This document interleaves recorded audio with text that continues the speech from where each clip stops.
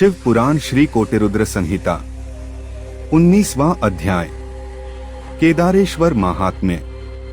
सूत जी बोले हैं ऋषिगणों, भगवान विष्णु के नरनारायण नामक अवतार ने बद्रिकाश्रम में तपस्या करनी आरंभ कर दी। तब अपने उन दोनों श्रेष्ठ भक्तों की इच्छा पूर्ण करने हेतु भगवान शिव पार्थिव लिंग में उनके पूजन को ग्रहण करने के लिए आते थे। इस प्रकार नर नारायण को भगवान शिव का पूजन करते करते बहुत समय व्यतीत हो गया। इससे उनकी भक्ति भावना दिन प्रतिदिन प्रबल होती गई और वे शिवजी को प्रसन्न करने हेतु उनका पूजन करते रहे।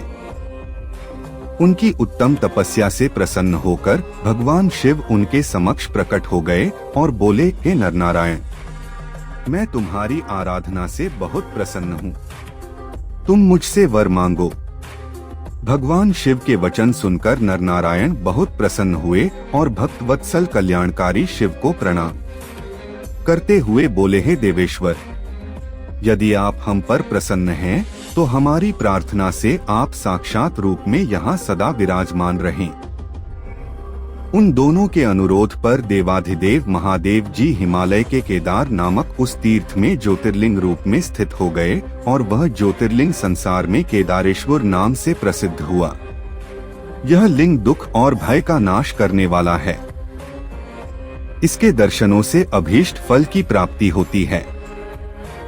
कहते हैं कि जो भक्त शिवलिंग के निकट शिव के रूप में अंकित वलय पर कंकड़ या कड़ा चढ़ाता है, उसे उनके वलय रूप के दर्शन होते हैं तथा सारे पाप नष्ट हो जाते हैं।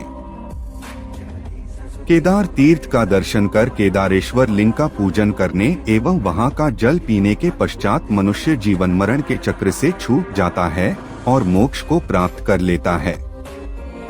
इस प्रकार मैंने आपसे केदारेश्वर ज्योतिर्लिंग महिमा का वर्णन किया।